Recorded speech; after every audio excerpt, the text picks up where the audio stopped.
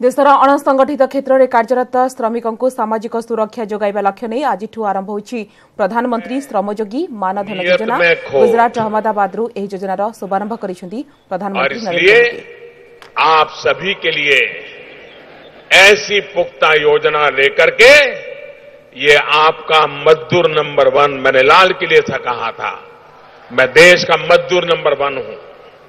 साथियों, पहले जिस दल की सरकार थी जिसने दशकों तक देश पर शासन किया, वो जब गरीब को एक मानसिक अवस्था समझे, आप देखिए कैसे नेता है, ऐसे नेता 55 साल राज किया और टीवी इंटरव्यू में कहते हैं, भाषण में कहते हैं, गरीबी बरीबी कुछ नहीं होती है, ये तो एक मानसिक अवस्था होती है। अरे जिनके लिए गरीबी सिर्फ फोटो खिंचवाने का खेल होता है, जिसने कभी भूखे पेट रात को सोना पड़े तो कैसे रात कटती है, इसका जिसको पता नहीं है, उसके लिए गरीबी एक मानसिक अवस्था होती है। हमारे लिए तो गरीबी एक बहुत बड़ी चुनौती है। गरीबी से जूझने के लिए पूरा परिवार खप जाता है। भाइयों बहनों, भारत में गरीबी ये मानसिक अवस्था नहीं है, बल्कि ऐसी सोच वालों की गलत मानसिकता और गलत नीतियों का ये जीता जागता सबूत है, उसी का परिणाम है।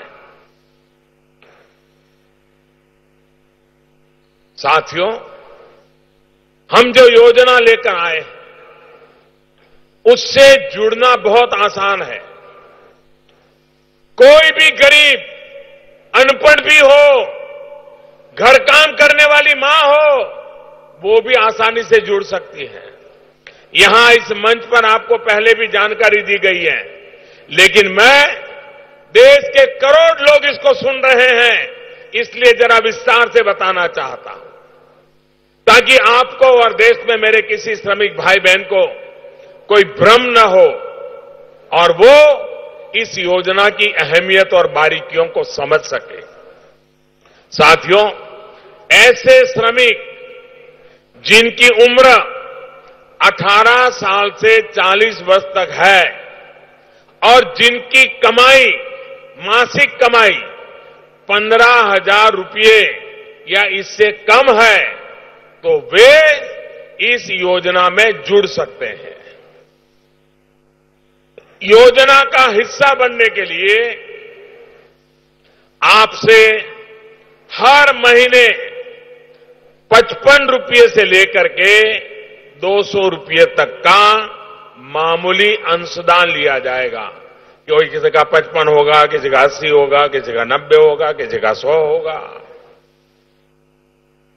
और आपको कितना योगदान देना है, ये आप आज किस उम्र के हैं इसके आधार पर तय करेगा होगा।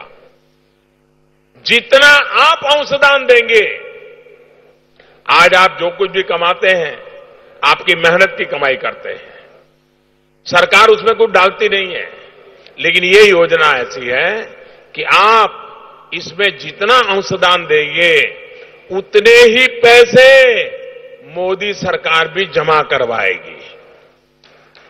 अगर आप हर महीने 100 रुपया देंगे तो हम भी उनमें 100 रुपया नया और डालेंगे। अगर आप हर महीने 110 रुपया देंगे तो हम भी 110 रुपया डालेंगे। अगर आप हर महीने 150 रुपया देंगे तो हम भी इसमें 150 रुपया डालेंगे।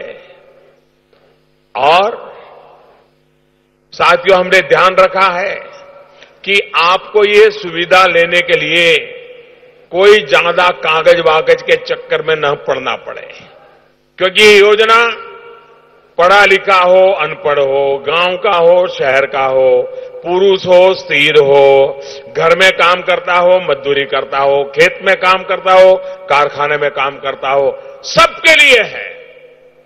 योजना का हिस्सा बनने के लिए बस मेरे श्रमिक साथियों को अपने नजदीकी कॉमन सर्विस सेंटर में जाना होगा। वहां एक फॉर्म भरवाया जाएगा जिसमें आपके आधार नंबर, और बैंक में जो जनधन खाता है उसकी जानकारी चाहिए। बाकी कोई कागज आपको जमा नहीं करना पड़ेगा। आपका काम सर्विस सेंटर पर सिर्फ कुछ ही मिनट में हो जाएगा। और यही तो है डिजिटल इंडिया का कमाल।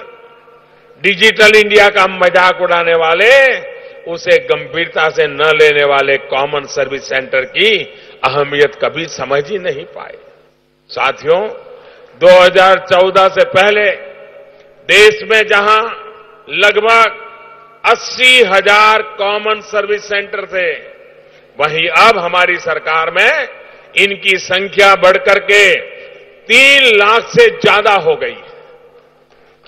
अब यही सर्विस सेंटर प्रधानमंत्री श्रम योगी मानधन योजना से जुड़ने की इच्छा रखने वाले कामगार साथियों की सहायता करेंगे। भाई और बहनों, ये भी याद रखिए कि कॉमन सर्विस सेंटर में प्रक्रिया पूरी करने के दौरान आपको